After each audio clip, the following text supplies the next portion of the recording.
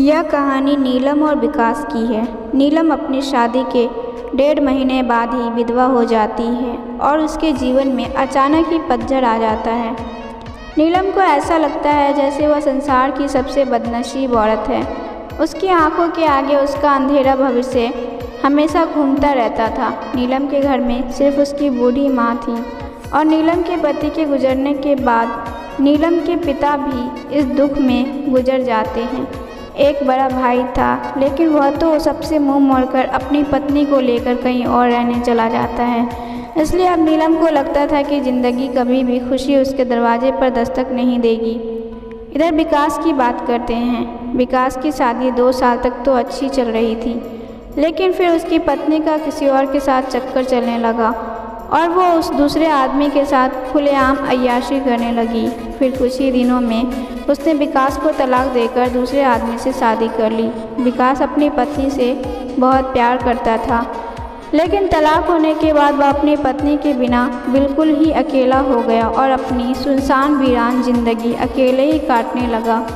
वह नहीं जानता था कि अब उसका भविष्य कैसा होगा, फिर भी वह शादी कर पाएगा या नहीं। तभी एक दिन नीलम और विकास दोनों ही किसी की शादी की सालगिरह में जाते हैं। नीलम की एक सहेली विकास को जानती थी और उसी ने उन दोनों को मिलवाया। विकास से मिलकर नीलम को अच्छा नहीं लगा, क्योंकि विकास अपनी पत्नी के बारे में नेगेटिव बातें कर रहा था और यह सुनकर नीलम को विकास पर गुस्सा आ रहा था कि वह औरतें के बारे में इतना गलत कैसे बोल सकता है। लेकिन बाद में उसकी सहेली मंजू ने बताया कि विकास कितना दुखी आदमी है। वह अच्छे खासे पैसे कमाता है और उसके परिवार वाले भी बिल्कुल सीधे हैं, लेकिन फिर भी उसकी पत्नी ने दूसरे मर्द के चक्कर में इस बेचारे को धोखा दे दिया है और अब विकास दिन रात रोता ही रहता है। यह सुनकर नीलम का दिल भर आया। वह मन में सोचने लगी कि एक शरीफ लड़के को मैं बिना मतलब ही बुरा समझ रही थी। तो उसी दिन से नीलम के मन में विकास के लिए प्रेम जाग गया। तभी कुछ ही दिनों बाद नीलम ने अपनी सहेली मंजू से कहा कि मंजू, मैं पता नहीं क्यों विकास को चाहने लगी हूँ और मैं उसे पसंद भी करती हूँ। अगर मंजू तू कुछ उपाय करके मेरी दोस्ती विकास से करवा दे तो शायद मेरी ज़िंदगी संवर जाएगी। तो मंजू ने कहा, ठीक है, तू कहती है तो मैं किसी बहाने से विकास को अपने घर बुलाती हूँ। मैं उसे तेरी सारी कहानी पहले ही बता दूँगी, फिर तू भी आ जाना। आगे तुम दोनों की किस्मत। तभी मंजू अपने जन्मदिन का बहाना करके विकास को अपने घर बुलाती है और मंजू विकास को नीलम की बीती हुई सारी बात बताती है और वो उसे ये भी बताती है कि शादी के 1.5 महीने में ही नीलम विधवा हो गई। विकास को नीलम का ऐसा हाल देखकर उसे बहुत दुख होता है। तभी विकास नीलम से मिलता है और उसे समझाता है। वाकई में नीलम एक बहुत दुखी लड़की थी। अब विकास से ये तय कर लेता है कि वो नीलम का सहारा बनेगा। नीलम को भी विकास दिल से बहुत ही पसंद था और दोनों ही बाहर भी मिलने लगे ताकि वो एक दूसरे को सही से समझ सके। और एक दिन उन दोनों को ही एक दूसरे से बेहद प्यार हो गया और रात भर वो दोनों ही फ़ोन पर चैटिंग भी करते और कभी फ़ोन पर बातें भी कर लेते थे। विकास बहुत ही रोमांटिक लड़का था। वह अपनी बातों से नीलम का दिल जीत चुका था। नीलम को भी विकास के मुंह से अपनी तारीफ सुनना बहुत ही अच्छा लगता था। दोनों ही हर रविवार को मिलते थे, पार्क में घूमने जाते और कभी कभी रात को होटल में डिनर करने भी चले जाते थे। तभी एक दिन नीलम विकास को अपने साथ अपने घर ले गई और उसे अपनी माँ से मिलवाया। विकास ने जब नीलम की माँ के पाँव छुए तो नीलम की माँ रोने लगी और विकास का हाथ पकड़कर कहने लगी कि बेटा, मेरी बेटी का सहारा ज़रूर बनना और उसका साथ कभी मत छोड़ना। मेरे सिवा इसका कोई भी नहीं है। अब मेरा भी कोई पता नहीं कब उस भगवान का बुलावा आ जाए। अगर मैं मर गई तो मेरी जवान लड़की का क्या होगा। ये सुनकर विकास की आंखों में आंसू आ गए और नीलम भी खूब रोने लगी। तभी विकास ने कहा कि माँ जी, आप बिल्कुल चिंता न करें। नीलम का मैं मरते दम तक साथ नहीं छोड़ूंगा और आपको भी कुछ नहीं होगा और आपकी बेटी का मैं ज़िंदगी भर ख्याल रखूँगा। यह सुनकर नीलम की माँ और नीलम को बहुत ही अच्छा लगा और नीलम विकास का हाथ अपने गालों पर लगाकर रोती है।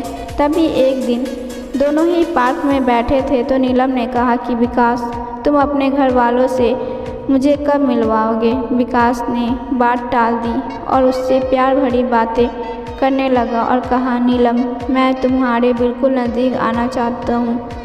बोलो तुम मुझे अपने करीब कब आने दोगी। लेकिन नीलम विकास को अपने करीब आने से मना करती है, मगर फिर भी थोड़ा बहुत वो दोनों प्यार कर ही लेते हैं।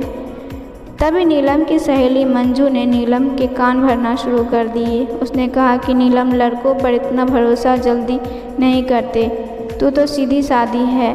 विकास को अपनी माँ से भी मिला दी, लेकिन विकास ने तुझे किसी से मिलवाया।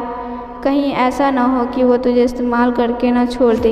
यह सुनकर नीलम के कान खड़े हो गए और वह सोचने लगी कि कहीं विकास मुझे धोखा तो नहीं दे रहा। उधर विकास ये सोच रहा था कि मैं नीलम को अपने घर कैसे लाऊं। मेरा घर बिल्कुल छोटा सा है और मैं उसे अभी नहीं बताऊंगा कि उसके लिए मैंने एक घर बुक कर लिया है और 50,000 जमा भी करवा दिए हैं। बाकी की भी बैंक में किस्त बनवा लूँगा। 1 महीने बाद विकास का जन्मदिन था। विकास ने सोचा, मेरे जन्मदिन पर ही नीलम को सरप्राइज़ दूंगा और तभी नीलम और उसकी माँ को भी घर बुला लूँगा।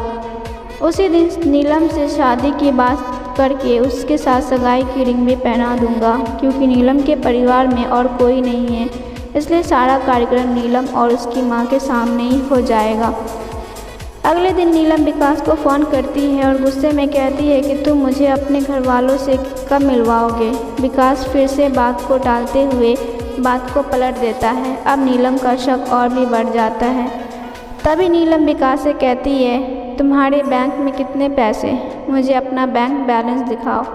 लेकिन विकास ने बैंक बैलेंस दिखाने की बात भी टाल दी, क्योंकि सभी पैसे उसने मकान को बयाने में दे दिए थे और उसके अकाउंट में यही कोई 8 से 10 हज़ार ही पड़े थे। नीलम का शक अब बढ़ता जा रहा था और वो ये सोचने लगती है कि विकास वाकई मेरा इस्तेमाल कर रहा है और वो मुझसे शादी भी नहीं करेगा। इसलिए नीलम विकास का फ़ोन तक उठाना बंद कर देती है।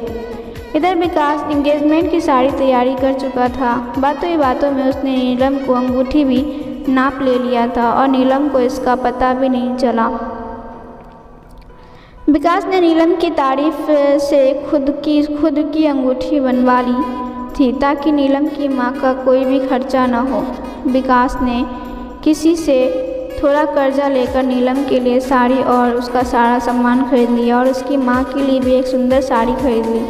अब विकास ने सबको यह कह दिया कि मेरे जन्मदिन वाली रात को मेरी सगाई नीलम से है और उसके घर में भी उसको सबको बता दिया था।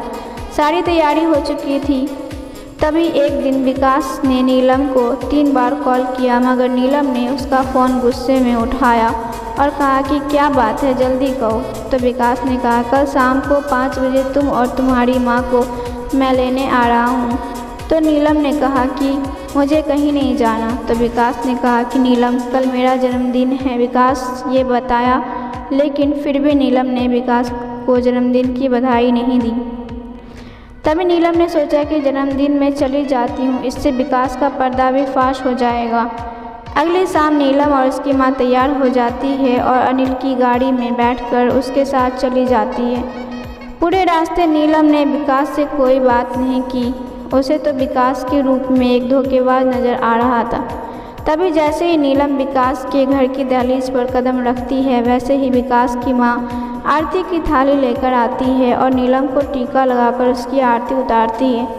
ये देखकर नीलम हैरान रह जाती है। तभी वो भी विकास की माँ के पाँव छूती है। उसकी माँ उसे अंदर आने को लिए कहती है। सभी लोग खड़े थे। विकास के बड़े भाई भाभी, विकास के भतीजा भतीजी और विकास की माँ व भोले भाले उनके बाबूजी, सभी लोग नीलम और उसकी माँ का स्वागत करते हैं और बैठने के लिए कहते हैं। अब विकास का जन्मदिन भी बन जाता है। उसके बाद नीलम जाने के लिए कहती है तो विकास की माँ कहती है कि बहू, तुम्हें जाने के लिए नहीं बुलाया है, हमेशा के लिए यहीं रहने के लिए बुलाया है। नीलम समझ नहीं पाती। तभी विकास की बड़ी भाभी 2 फूलों की माला और एक प्लेट में 2 अंगूठी लेकर आती है। यह देखकर नीलम विकास की तरफ बड़े ही आश्चर्य के साथ देखती है। तभी विकास एक अंगूठी नीलम के हाथों में रख देता है और कहता है, आज हमारी इंगेजमेंट है नीलम, और इस बात के लिए मैं तुम्हें सरप्राइज़ करना चाहता था तुम्हें ये रिश्ता मंजूर है ना? नीलम रोने लग जाती है और मन ही मन ये सोचती है कि मैंने किस लड़के पर शक किया। विकास ने नए मकान के कागज़ भी नीलम के हाथ में रख दिए और कहा कि नीलम, ये मकान मैंने तुम्हारे लिए लिया है क्योंकि हमारा ये घर थोड़ा छोटा है ना, इसलिए। नीलम की आंखें अब अपने आंसुओं को रोक नहीं पा रही थी। तभी नीलम ने मकान के कागज़ अपनी सास के हाथ में रखते हुए कहा, माँ जी, मुझे तो इस घर में रहना है आपके साथ, मुझे नया मकान नहीं चाहिए। इस बात से घर के सभी लोग खुश हो जाते हैं। तभी विकास कहता है कि नीलम, तुम्हारी माँ भी हमारे साथ ही रहेगी, भला वो अकेली कैसे रह पाएगी? ऐसा करते हैं, जो मकान मैंने लिया है वो पास में है, माँ को तुम वहीं शिफ्ट कर दो ताकि तुम अपनी दोनों माँ को संभाल सको।